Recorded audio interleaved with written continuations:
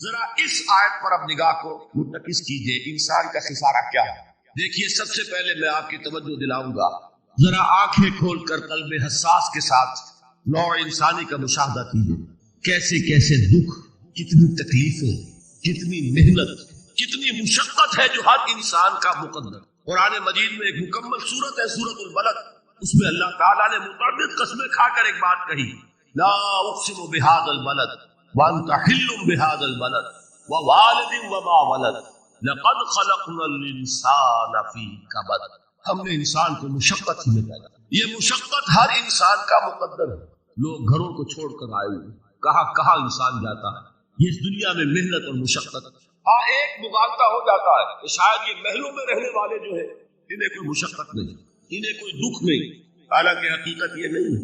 جو جتنا امیر ہے آپ دیکھیں گے اس کی جسمانی مشقت کم ہے، ذہنی کوفت زیادہ ہے۔ ٹرینکولائزرز کی انہیں ضرورت پڑتی ہے، انہیں سیڈیٹیوز چاہیے، خواب آور دوائیں مزدور کو نہیں کبھی ضرورت پڑے۔ وہ 8 گھنٹے کی محنت کرنے کے بعد احساس ہوتا ہے کہ وہ صبح ہی کی خبر لے گا۔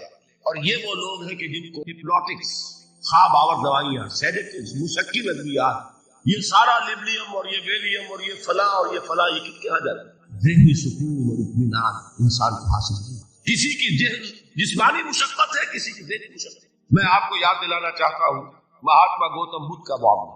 30 برس کی عمر میں کپل وستو کا شہزادہ محل کو چھوڑ کر نکلے، جوان بیوی کو سوتا ہوا چھوڑ کر گئے، شیر خوار بچے کو چھوڑ کر، راجدھانی میں رہنے والا محل کا باسی جسے یہ معلوم ہے کہ باپ کے بعد مجھے یہ سلطنت ملنے والی ہے، کیوں گیا؟ کبھی کبھی آپ نے سوچا؟ اس نے انسان کے غم اور دکھ کا مشاہدہ، اس نے دیکھا کوئی اندھا ہے ٹھوکر کھا کر گر رہا، کوئی والدین کھڑے ہوئے رو رہے ہیں اور ان کی نگاہوں کے سامنے ان کا نہایت محبوب بچہ دم تو اور وہ کچھ نہیں کر سکتا۔ اس نے سوچا یہ صدمہ کیوں انسان، یہ دکھ اس کا مقدر کیوں؟ اس صدمے سے، اس دکھ سے نجات پانے کی بھی کوئی شکل ہے کہ نہیں؟ انسانوں کی ایک عظیم اکثریت، شاہ ولی اللہ دہلوی رحمۃ اللہ علیہ کے الفاظ ہیں کہ وہ لگدو اونٹ اور کولو کا بیل بن کر زندگی، جو 8 گھنٹے تک اینٹیں ڈھو رہا، اس شخص کا تصور کیجیے، وہ واقعی انسان ہے یا حیوان بن گیا ہے؟ اور 8 گھنٹے کی اس محنت کے بعد بھی ہو سکتا ہے کہ 2 وقت کی روٹی اسے پوری نہ ملے۔ اور یہ تو ہو سکتا ہے، نہیں ہوتا ہے کہ اگر بچہ بیمار پڑ گیا ہے تو شاید کوئی برتن بیچے بغیر اس کی دوا کا سامان نہ کرے۔ ایسا شخص کتنے بوجھ اٹھا دبا، کتنی مشقت کے اندر پسا ہوا، لدو اور کولو کا بیل، انسانوں کی عظیم اکثریت کی سطح پر زندگی گزرتی۔ لیکن آپ کو معلوم ہے کہ کولو کے بیل کے لیے مشقت ہی مشقت ہے، اس کے احساسات یہ نہیں ہے، کیونکہ ان سے انسان کو جو صدمہ پہنچتا ہے، ایک بیل کو اس سے کوئی غرض نہیں کہ اس کا کوئی بچہ بھی تھا کہ نہیں تھا، اس کو کوئی بخار ہوا ہے یا کیا ہوا ہے، اس صدمے سے وہ بیل بچا ہوا۔ گھوڑے کو کوئی پتا نہیں کہ میرا بھی کوئی اولاد میری ہے یا نہیں ہے، اور مجھے اس کا کوئی صدمہ ہے یا دکھ ہے، کوئی پتا نہیں۔ لیکن انسان کا معاملہ یہ ہے کہ والدین کو جو جو دکھ دیکھنے پڑتے ہیں اپنے بچوں کے، بھی اولاد کے، رات کی نیند حرام ہے اس لیے کہ بچہ بخار میں تپ رہا ہے یا درد سے تڑپ رہا ہے، لہذا نہ ماں سو سکتی ہے نہ باپ سو سکتی۔ میں نے ایک موقع پر دیکھا لاہور میں کیروسین آئل، اس زمانے میں ابھی سوئی گیس نہیں آئی تھی، اور اکثر و بیشتر جو ہے یہی مٹی کا تیل جو ہے ایندھن کے طور پر استعمال ہوتا تھا، اس کی شارٹیج ہو گئی، تو کئی فرلانگ لمبی قطاریں لگتی تھی ان دکانوں کے باہر، ڈپوں کے باہر، اور ایسے ایسے منظر بھی کہ ایک خاتون برقع کو، ایک گود میں بچے کو لیے ہوئے، ایک کی انگلی پکڑے ہوئے، بوتل ہاتھ میں لیے ہوئے تیل کے لیے، اور کئی گھنٹے کھڑی ہوئی۔ یہ مشقت انسان جھیلتا ہے۔ غالب نے اس کا نقشہ کھینچا ہے کہ رنج سے خوگر ہوا انسان تو مٹ جاتا ہے، مشکلیں اتنی بڑی مجھ پر کہ آسان ہو، ہم بھول جاتے ہیں، ورنہ واقعہ یہ کہ قلب حساس ہو اگر، اور قید حیات و بند غم اصل میں دونوں ایک ہیں، موت سے پہلے آدمی غم سے نجات پائے۔ اچھا یہ تو ہوا لقد خلقنا الانسان فی کبد۔ حیوانات کا معاملہ ایک اور اعتبار سے آسان ہے، ان سے کوئی محاسبہ بھی ہے کیا؟ کوئی جواب دہی بھی ہے؟ کوئی ان کو اللہ کے حضور میں کھڑے ہو کر اپنے اعمال کا حساب بھی دینا؟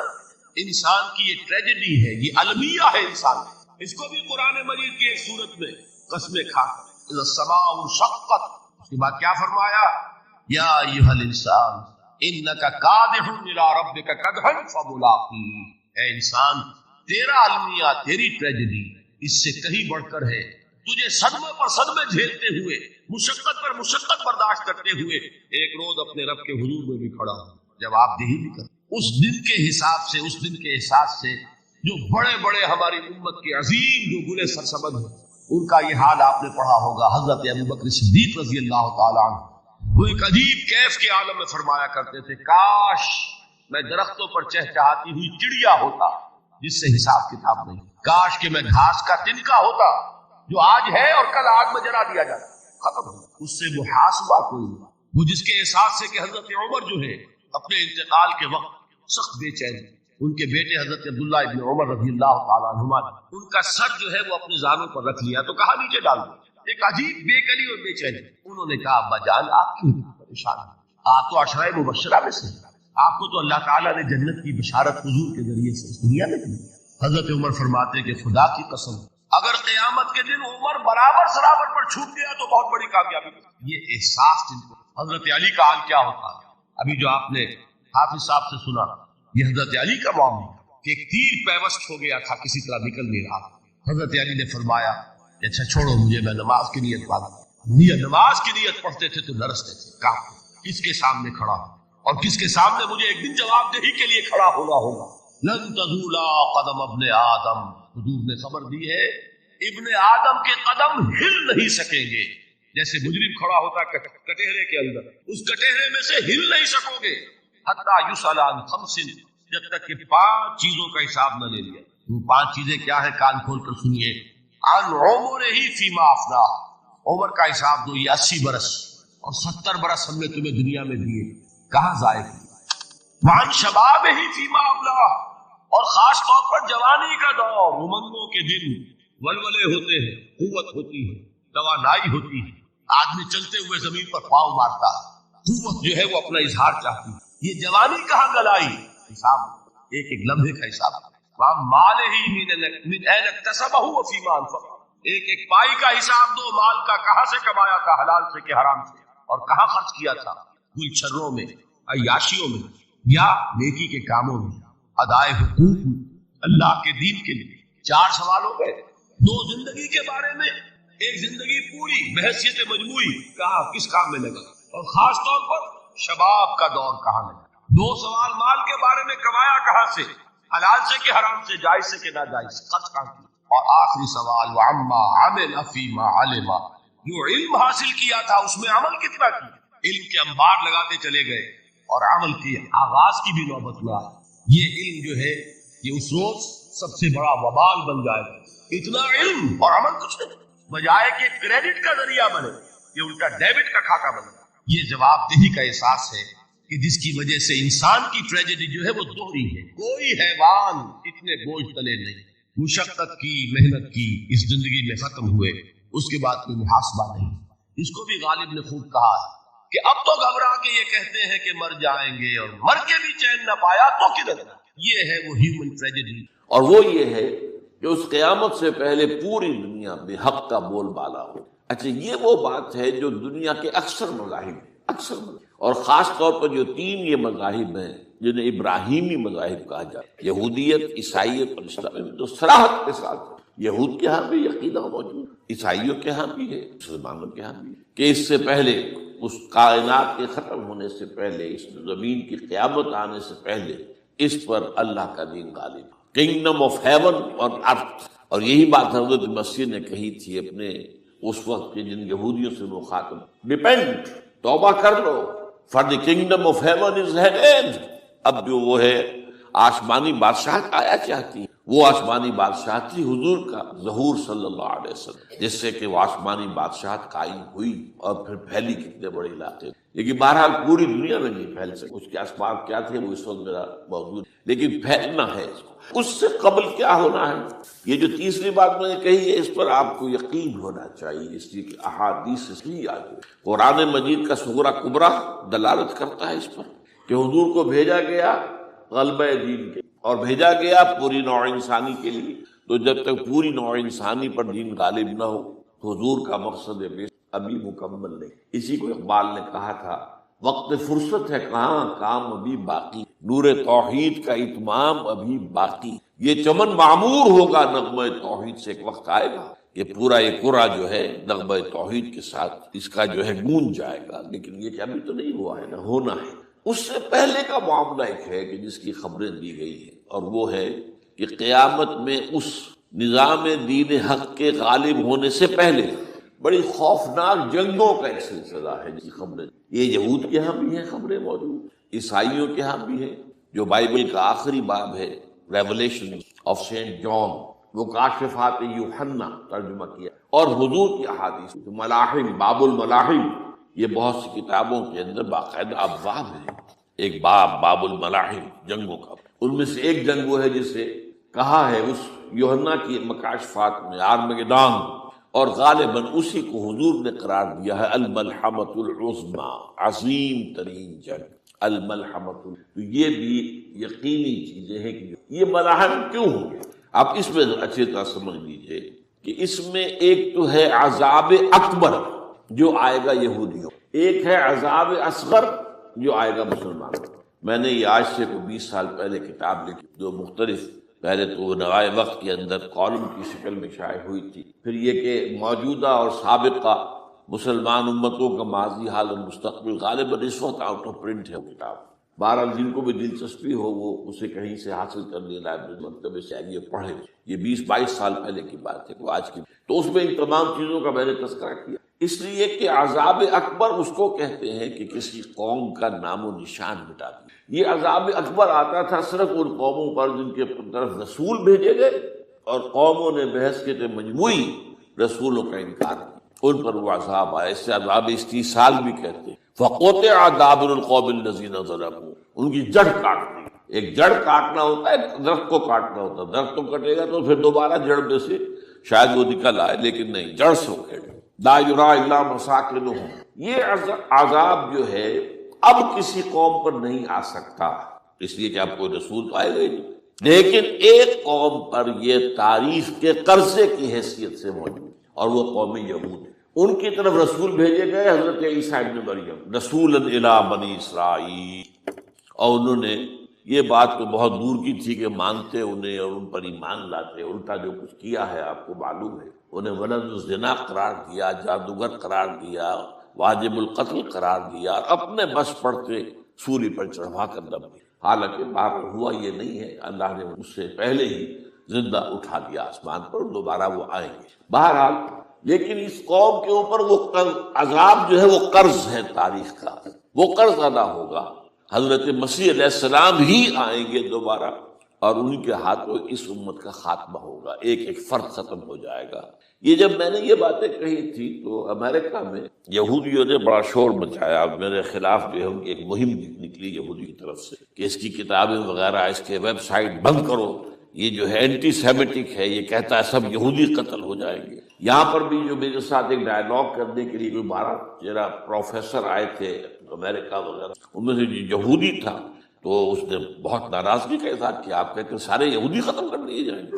یہ بات ظاہر بات ہے پیلیٹیبل نہیں، لیکن پھر ہمارے ساتھی جو وہاں پر تھے امریکہ میں پریشان ہوئے کہ آپ کے خلاف یہاں پر اب یہ مہم شروع ہو۔ تو میں نے بتایا کہ یہ جو زائنسٹ ہے، جوش زائنسٹ، اور اس کے ساتھ ہے کرسچن زائنسٹ۔ کرسچن زائنسٹ کا رسالہ نکلتا ہے ٹرمپٹ، دی فلاڈلفیا ٹرمپٹ، اس کے مدیر نے خود لکھا ہے کہ 80% یہودی قتل ہو جائیں گے۔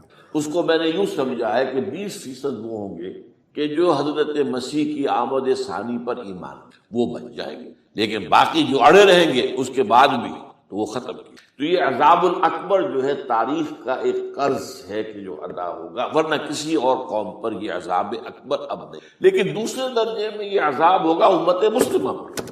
امت مسلمہ بھی تو عذاب کی مستحق ہو گئی، وہ عذاب جو یہودیوں پر بہت پہلے آئے تھے، ضربت علیہم الذلۃ والمسکنۃ وباؤوا بغضب من اللہ، یہ تھا کہ نہیں تھا؟ حالانکہ انہوں تو یہ خیال تھا کہ we are the chosen people of the lord, ہم تو اللہ کی منتخب قوم ہے، وی آر دی، قرآن کہتا ہے کہ ان کا قول یہ تھا نحن ابناء اللہ واحباؤہ، ہم تو اللہ کے بیٹوں کی طرح ہیں اور اللہ کی جو ہے بہت چہیتے ہیں۔ عذاب آئے، نبوکدنضر کے ہاتھوں آیا، اسیرینز کے ہاتھوں آیا، پھر یونانیوں کے ہاتھوں، الیگزینڈر دی گریٹ کے ہاتھوں آیا، پھر رومنوں کے ذریعے سے آیا، اور پچھلی صدی میں جرمنوں کے ذریعے سے عذاب آئے۔ یہ عذاب، لیکن قوم ختم نہیں ہوئی، وہ عذاب اکبر نہیں تھے، یہ عذاب مختلف حصوں میں آئے اور بڑی بڑی تباہیاں آئیں، لیکن وہ عذاب اکبر نہیں۔ اسی طرح کے عذاب ہم پر بھی آئے، ہم پر کروسیڈرز آئے اور لاکھوں مسلمان قتل ہوئے۔ یروشلم ہمارے ہاتھ سے 88 برس تک نکلا رہا اور اس پر عیسائیوں کا قبضہ رہا، ندیاں خون کی بہہ گئی مسلمانوں، اور پورا میڈیٹرینین کا ایریا جو ہے تقریباً قبضے میں رہا ہے عیسائیوں۔ پورا یورپ اس وقت آیا تھا، جو کروسیڈ نا 250 برس تک وہ جاری رہے، waves after waves of the crusaders coming and attacking and conquering the cities. یہ جتنی بھی فلسطین وغیرہ کا علاقہ ہے جس کے اندر ان کا اثار ہے، اور شام کا علاقہ سائل۔ پھر آپ کو معلوم ہے ہمارے اوپر حساب اس سے بھی بڑا، اس سے کئی گنا بڑا آیا تاتاریوں کے ہاتھوں، کروڑوں کے قریب انسان جو ہے مسلمان قتل ہوئے۔ پھر اس کے بعد آپ کو معلوم ہے کہ پھر یہ یورپین کولونیلزم آ گیا، جیسے ان پر آئے تھے یونانی اور پھر رومی اور اب پھر جرمن، ہم پر آئے انگریز آئے، کہیں ولندیزی آئے، کہیں ڈچ آئے، کہیں ہسپانوی آئے، کہیں اطالوی آئے، کہیں اسپینیئرز آئے، اور پورا کا پورا عالم اسلام ان کے زیر نگین آیا کہ نہیں آیا؟ دی کلونیل ایرا جسے آپ کہتے ہیں۔ تو وہ عذاب ابھی اس امت کے اوپر اور باقی ہے، ایک قرض ہے، اور وہ کیا ہے؟ یہ کلونیل ایرا جب ختم ہوا ہے، ہم آزاد ہونے اب یہ ہمارے لیے ایک امتحان کا مرحلہ تھا بہت بڑا۔ آزاد ہو کر تم کیا کرتے ہو؟ پہلے تو ہم کہہ سکتے ہیں کیا کریں، ہمارے اوپر تو ہم تو مجبور ہیں، ہمیں غلام بنا لیا انگریزوں نے آ کر، ہمیں فرانسیسیوں نے غلام بنا لیا، ہمیں اطالویوں نے غلام بنا لیا، ان کی طاقت کے آگے ہم بے بس ہیں، لاچار ہیں۔ لیکن اب آزادی دے کر فَيَنظُرَ كَيْفَ تَعْمَلُونَ، اب تمہیں آزادیاں دے کر پھر اللہ دیکھے گا تم کرتے کیا ہم نے۔ جو مسلمان قوم ملک آزاد ہوا اس نے یا تو اپنا قبلہ بنایا واشنگٹن کو یا بنایا ماسکو کو، کسی نے قرآن کو اپنا امام نہیں۔ دعائیں مانگتے ہیں وَاجْعَلْهُ لَنَا إِمَامًا وَنُورًا وَهُدًى، لیکن اس کو امام بنانا، اپنا امام بنانا، اس کے پیچھے چلنا، اس کے احکام کو نافذ کرنا، اس کی شریعت کی تنفیذ کرنا، یہ اس کی تہذیب، اس کا تمدن دیا ہوا، اس کا معاشی نظام دیا ہوا، اس کو قائم کر زیرو۔ اس لیے بہت بڑے عذاب کی ہم، بات کڑوی ہے، اچھی نہیں لگے گی، لیکن میں یہ آج سے نہیں کہہ رہا ہوں، میں سن 80 سے یہ باتیں نوٹ کر لی۔ البتہ اس میں یہ ہے کہ اس امت کا معاملہ سب کا ایک جیسا نہیں، لیسو سواء، جیسے سورہ آل عمران میں کہا گیا ہے کہ یہ اہل کتاب بھی سب ایک جیسے نہیں، ان میں بھی کچھ نہ کچھ نیک لوگ تھے، امت قائمۃ آناء اللیل، راتوں کو کھڑے رہنے والے، عبادت کرنے والے موجود تھے۔ عیسائیوں میں احبار اور رہبان جو تھے وہ بڑے نیک لوگ تھے، اس وقت بھی موجود تھے، لیکن بحثیت مجموعی کا معاملہ کیا ہے اس کو دیکھنا پڑتا ہے، بحثیت مجموعی صورتحال کیا ہے۔ تو صورتحال کیا ہے کہ ہم نے کہیں بھی اللہ کے دین کو قائم نہیں کیا، مذہب تو ہے لیکن ظاہر بات ہے کہ جرم جو ہے تو پوری امت کا، لیکن سب برابر نہیں ہے۔ سب سے بڑے مجرم عرب مسلمان، کیوں؟ انہیں اللہ نے جو مقام دیا وہ کسی اور کو نہیں دیا، حضور ان میں سے تھے، یہ رتبہ بلند ملا جس کو مل گیا، رسول عربی ہے نا۔ نمبر 2، ان کی مادری زبان میں اللہ کی کتاب موجود، انہیں اس کو سمجھنے کے لیے کوئی نئی زبان پڑھنے کی ضرورت، کوئی ہمارے لیے تو یہ صرف پڑھیں، نحو پڑھیں، یہ پڑھیں، وہ پڑھیں، تب کہیں جا کر اپنی آنکھ سے قرآن پڑھیں، وہ نہ ترجمہ پر گزارا کریں۔ ترجمہ ظاہر بات انسپائر نہیں کر سکتا آدمی، ترجمہ تو سیکنڈ ہینڈ نالج ہے۔ جب آپ ترجمہ پڑھ رہے ہیں تو گویا کہ آپ اس مترجم کی آنکھ سے پڑھ رہے ہیں، اپنی آنکھ سے تو نہیں پڑھ رہے، لہٰذا یہ سب سے بڑا عذاب تو ان پر آنا ہے۔ وہ جو میں بیان کر چکا ہوں گریٹر اسرائیل کے قیام کا معاملہ کیا ہے، تباہی تو انہی ملکوں پر آئی ہے، وہ شام ہے، عراق ہے، اس کے لیے پہلا قدم اٹھایا تھا، ابھی تو اس کو ناکام بنا دیا ہے اللہ تعالیٰ کی جو بھی حکمت ہے۔ جو عراق پر حملہ تھا وہ اصل میں اس لیے تھا کہ گریٹر اسرائیل کی طرف پہلا قدم، شیرون نے کہہ دیا تھا، یہ جو پڑا ہوا ابھی کہیں مرا نہیں ہے، اس نے کہا تھا جیسے یہ صدام کی حکومت ختم ہوئی ہے، اس کے مجسمے گرائے گئے ہیں کہ ان قریب عراق پر ہمارا قبضہ ہو، یہ اصل میں تھا اس گریٹر اسرائیل کی طرف پہلا قدم۔ لیکن بات ہونا نقشے جو اب آ رہے ہیں دنیا میں، اب تو بہت عام ہو گیا، 1906 سے 2006 سے چھپا ہوا نقشہ ہے وہ، اور ہمارے اخبارات میں اس کا آدھا ابھی آیا ہے، باقی آدھا تو لیا ہی نہیں گیا ہے، باقی آدھا ہے مڈل ایسٹ سے متعلق، وہاں جو نئی تقسیم ہونی ہے، عراق کے 3 حصے ہونے ایک حصہ کردستان کے ساتھ مل جائے گا، وہ گریٹر کردستان، ایران کا کردستان، عراق کا کردستان، ترکی کا کردستان ملا کر ایک کردستان، جیسے ہمارے ہاں پاکستان کا بلوچستان، افغانستان کا بلوچستان اور ایران کا بلوچستان ملا کر گریٹر بلوچستان بنے گا۔ یہ ممکن نقشہ، یہ نقشہ تو اس میں دیا گیا ہے جو اب اخبارات میں چھپے، وہ اگلا حصہ جو ہے وہ میں آپ کو بتا رہا ہوں۔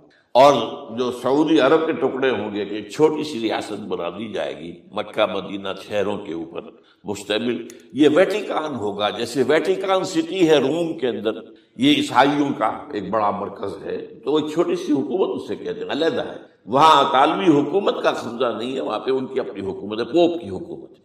ایسے ایک ویٹیکن، گویا کہ ایک مسلم ویٹیکن بنا دیا جائے گا مدینہ، یہ ان کے نقشے ہیں، یہ نہ سمجھے کہ ایسا ہوگا، یہ تو اللہ جانتا ہے، لیکن یہ کہ جو ہوگا وہ تو میں نے کئی دفعہ کہا، وہ تو اللہ کو معلوم ہے، یمکرون و یمکر اللہ، وہ اپنی سے چالیں چل رہے ہیں، اللہ اپنی چال چل رہا ہے، لیکن نقشوں کیجیے۔ بہرحال اس میں جو بھی ہے یقیناً ایک حد تک کامیابی انہیں ہوگی، جس کی خبریں ہمیں، گریٹر اسرائیل ایک دفعہ قائم ہوگا، سعودی عرب سے بھی شمالی حصہ لے لیا جائے، مدینے میں داخل نہیں ہو سکے بس۔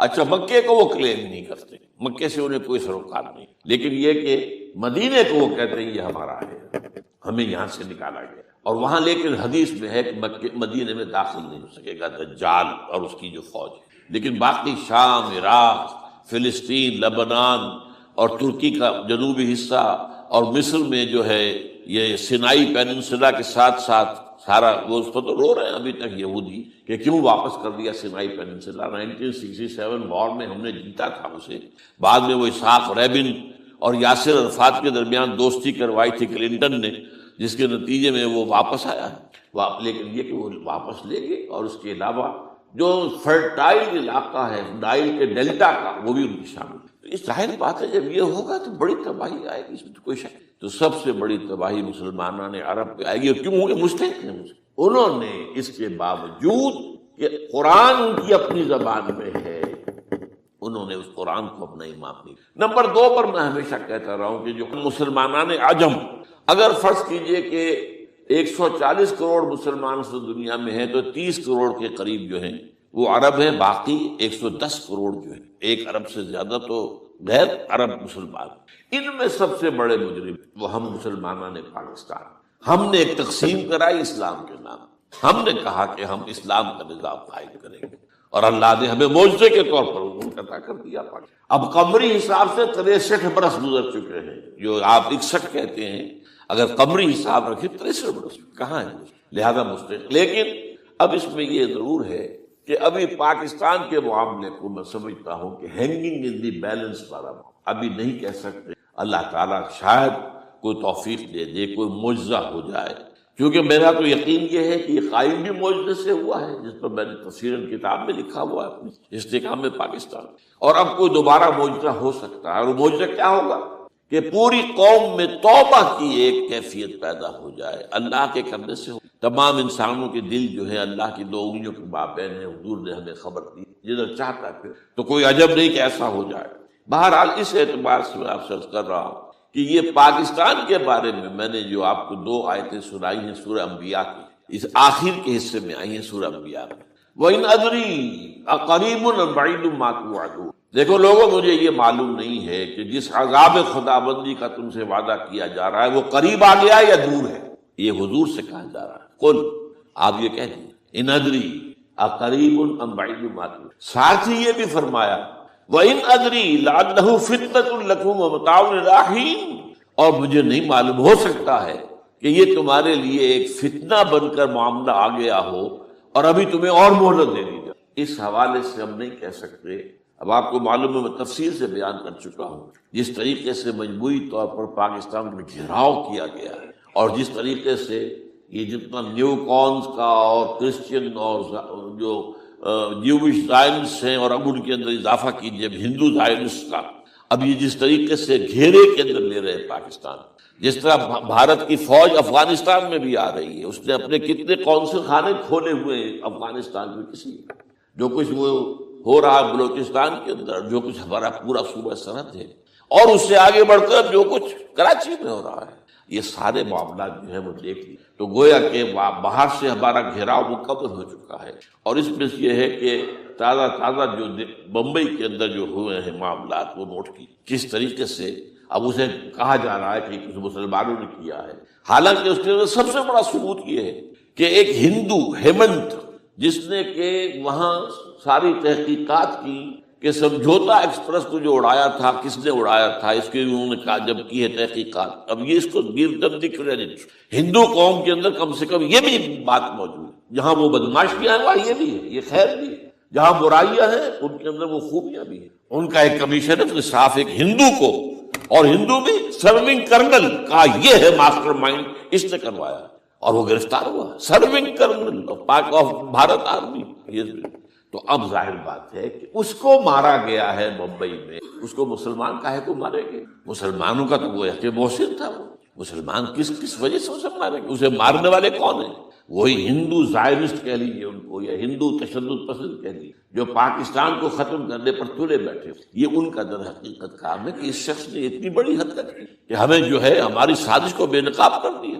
تو اصل میں لیکن یہ سب کچھ جو ہو رہا ہے وقتی طور پر تو بہت زیادہ طوفان اور جوش آیا تھا، معلوم ہوتا تھا کہ شاید 9/11 والا معاملہ جو تھا نیو یارک کا، اس کے نتیجے میں جو ایک دم امریکہ جو ہے نکلا ہے غصے کے اندر، اور پوری قوم اس کی کھڑی ہو گئی اور پوری دنیا جمع ہو گئی افغانستان پر حملے کے لیے، شاید ایسا معاملہ ہو جائے، لیکن نہیں، اللہ کا شکر کہ یہ معاملہ جو ہے ان ادری لعلہ فتنۃ لکم ومتاع الی حین۔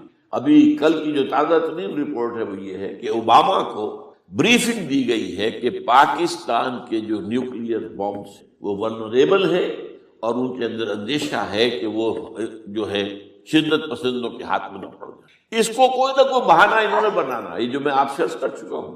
کچھ ہمارے لوگوں کو یہ امیدیں ہو گئی تھی براک اوباما کے آنے سے، یہ میں نے پھر اس کے بعد ایک مضمون میں پڑھا ہے، آپ کے لیے بھی نئی بات ہوگی۔ براک کا لفظ جو ہے اس میں یہ بھی اسلامی ہے، یہ برکت سے ہے، اس لیے کہ اس کا باپ جو ہے وہ سواحلی علاقے کا، سواحلی زبان جو ہے کینیا کا ساحلی علاقہ جو ہے وہ سواحلی زبان جو ہے اس میں عربی کی بڑی آمیزش، کیونکہ وہ تو بہت قریب ہے نا، عرب سے کتنا فاصلہ ہے، وہ درمیان میں وہ ریڈ سی ہے، بڑا چھوٹا سا سمندر، تو سواحلی زبان میں عربی اثرات ہے۔ تو یہ برکت والی بات، جیسے ہم کہتے ہیں کسی کا نام برکت حسین، برکت علی، تو یہ وہ ہے باراک برکت والا، باراک حسین، اور پھر حسین کا نظر۔ تو اس سے بڑی توقعات ہو گئی تھی، لیکن نظر یہ آ رہا ہے کہ جو بش کا ایجنڈا تھا، اس لیے کہ اصل میں اس کی پالیسی بنانے والے میں آپ کو بتا چکا ہوں کوئی ایک فرد نہیں ہوتا وہاں تو پورے ادارے ہیں، بڑے بڑے تھنک ٹینکس ہیں، اور یہ ثابت ہو گیا ہے کہ اس اوباما نے آتے ہی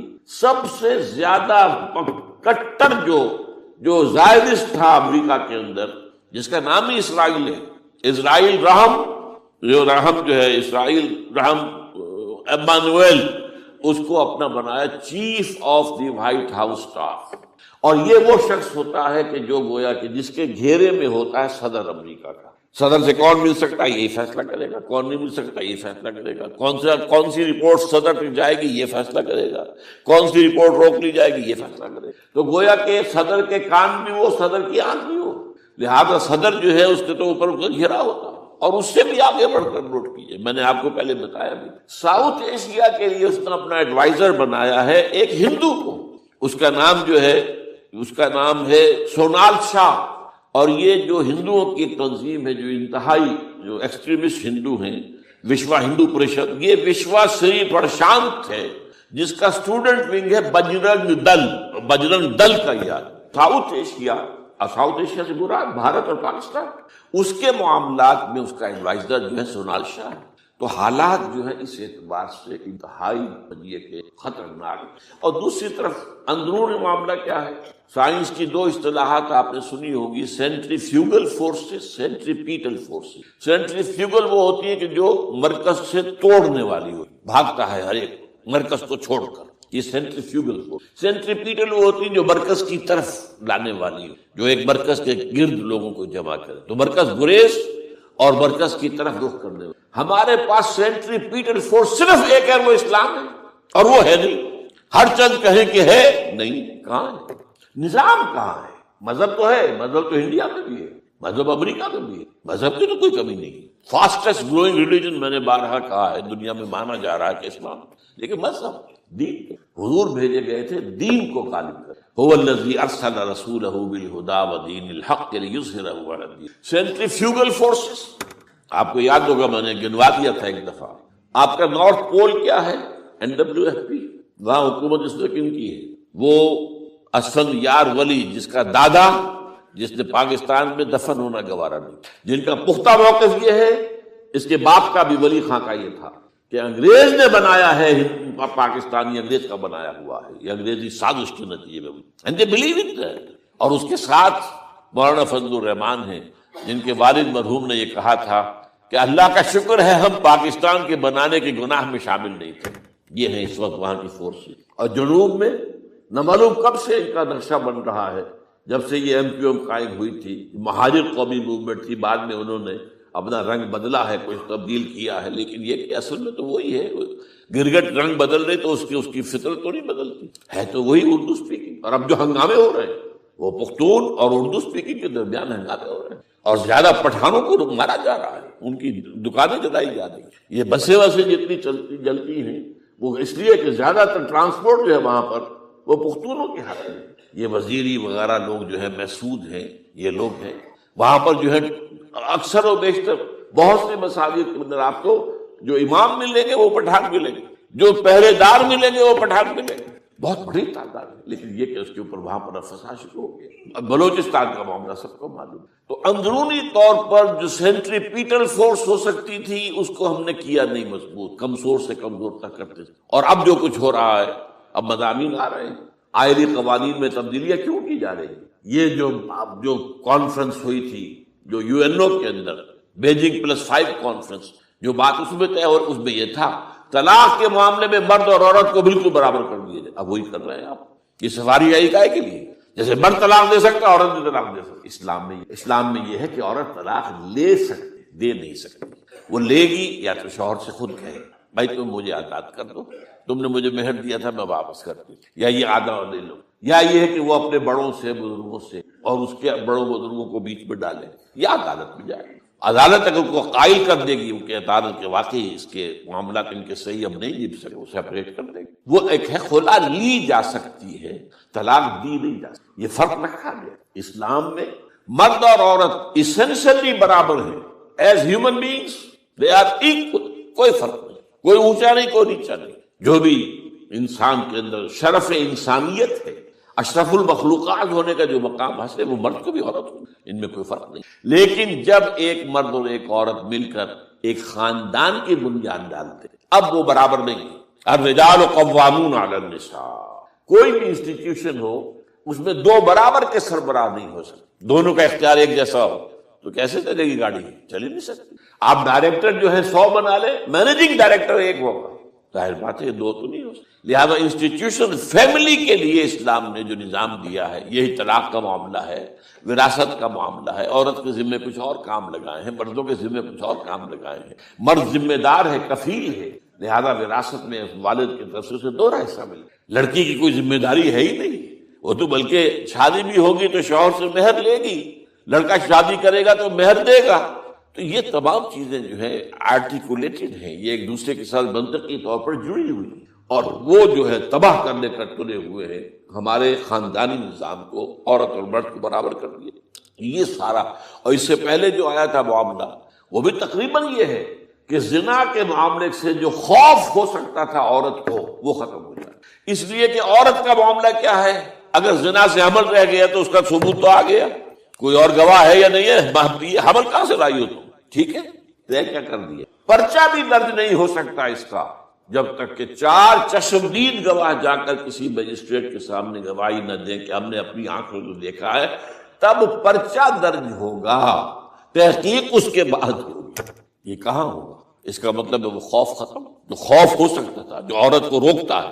ایک تو یہ کہ ہمارے ہاں وہ جو بھی آبادی کا معاملہ تھا اور یہ جو برتھ کنٹرول کے معاملے نے آ کر خوف ختم کیے تھے، اور اس کی باقاعدہ جو ہے امریکہ میں، یورپ میں تعلیم دی جاتی، ٹین ایجرز کو اسکولوں کے اندر سکھایا جاتا ہے کہ تم جو چاہو کرو، لیکن یہ کہ یہ ذرا یہ احتیاط کرو، بس اللہ اللہ۔ وہی اسی لیول پر ہماری تحصیل۔ اب یہ دونوں نقشے ایسے ہیں کہ جس کے نتیجے میں جیسا کہ میں نے عرض کیا، محسوس ایسا ہوتا ہے، یہ میں ابھی کہہ رہا ہوں، میں یقین سے نہیں کہہ سکتا۔ وَإِنْ أَدْرِي لَعَلَّهُ فِتْنَةٌ لَكُمْ وَمَتَاعٌ إِلَىٰ حِينٍ، ہو سکتا ہے، ہوپنگ اگینسٹ ہوپ، ہو سکتا ہے کوئی معجزہ آ جائے اللہ تعالیٰ کی طرف سے، جیسے کہ پہلے معجزہ آیا تھا تو خدایا آن کرم بارے دیگر کو نے اللہ دوبارہ بھی معجزہ دکھا، اور ان تمام سختیوں سے، ان تمام سے ہمیں گزار کر اس کا امکان موجود ہے، امکان کو میں نفی نہیں کر سکتا، اس لیے کہ اللہ کی قدرت ہے۔ یخرج الحی من المیت، مردے سے زندہ کو برآمد کرتا ہے۔ ایک قوم مر چکی ہو، اس میں سے ایک زندہ قوم برآمد ہو جائے،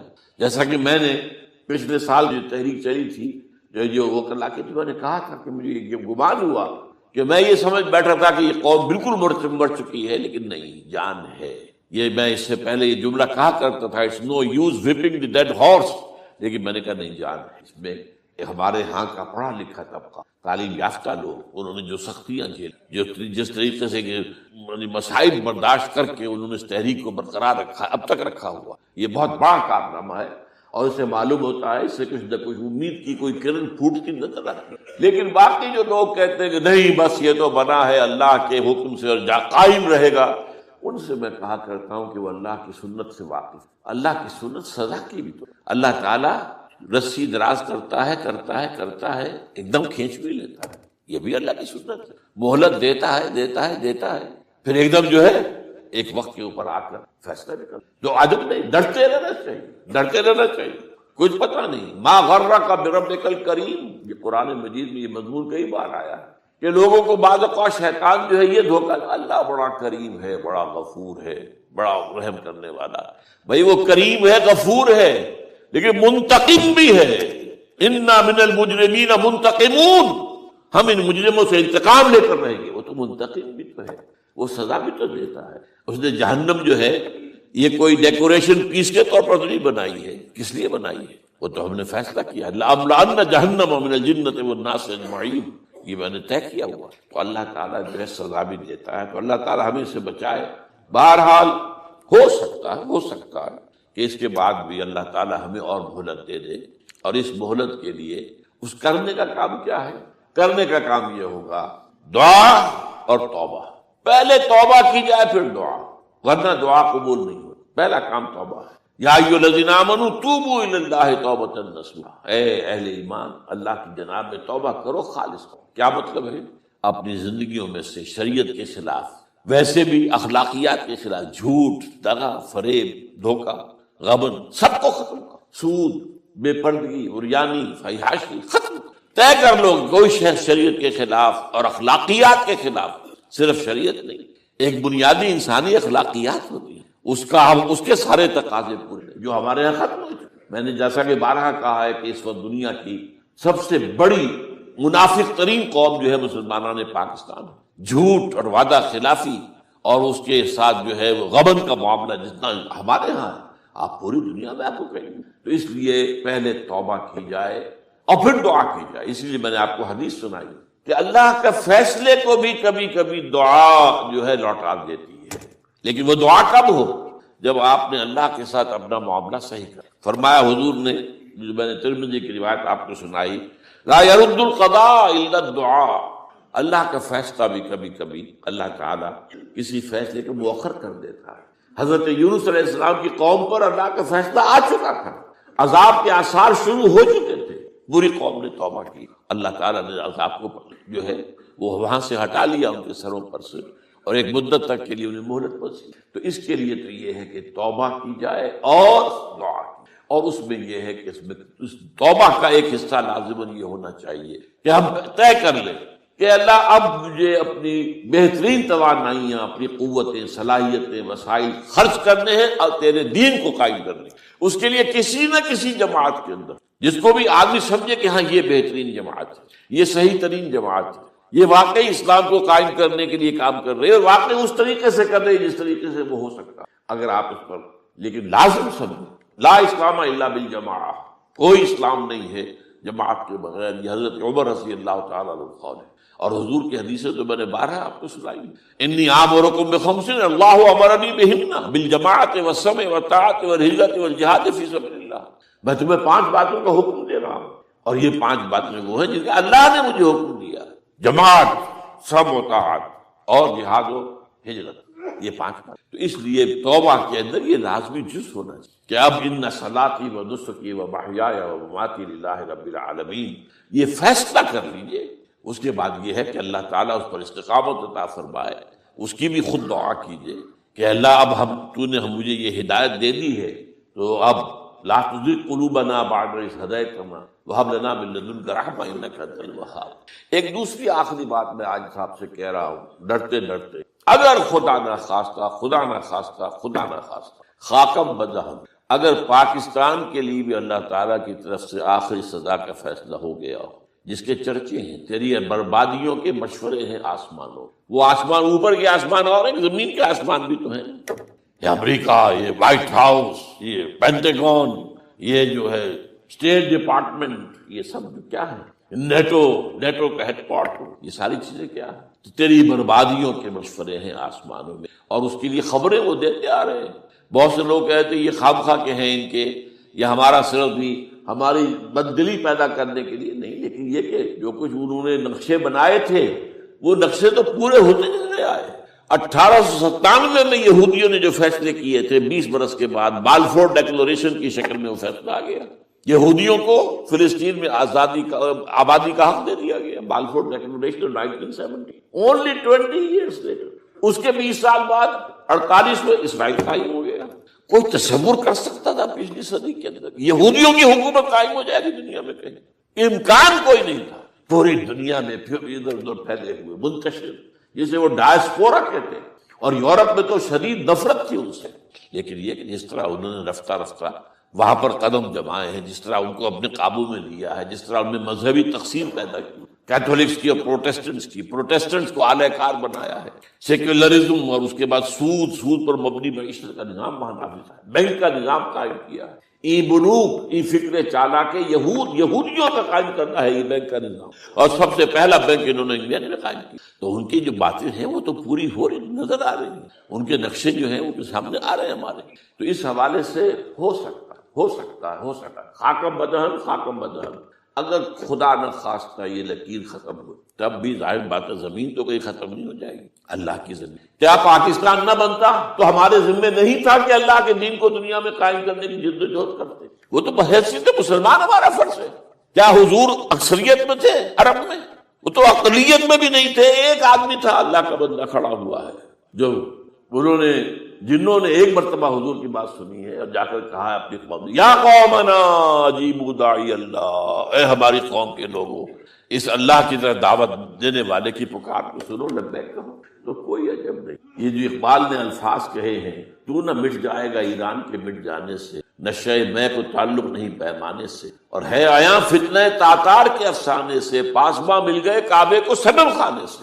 تاتاریوں کے ہاتھوں کروڑوں مسلمان قتل ہوئے، اور پھر وہی تاتاری مسلمان ہو گئے۔ امت مسلمہ کی قیادت ان تاتاریوں کے ہاتھ میں آ گئی، عربوں سے لے کر ان تولوا یستبدل قوما غیرکم، جو بات سورہ محمد میں کہہ دی گئی تھی بالکل آغاز میں، اگر اے عربوں تمہیں جو مقام ہم نے دیا ہے، اپنا رسول تم میں سے بھیجا، بعث فی الامیین رسولا منہم، تمہاری زبان میں اپنی کتاب ڈالی، جو مشن سونپا ہے، اگر تم نے اسے پیٹھ دکھا دی تمہیں ہٹائیں گے، کسی اور قوم کو لے آئیں گے۔ اور یہ 13ویں صدی عیسوی میں ہو گیا۔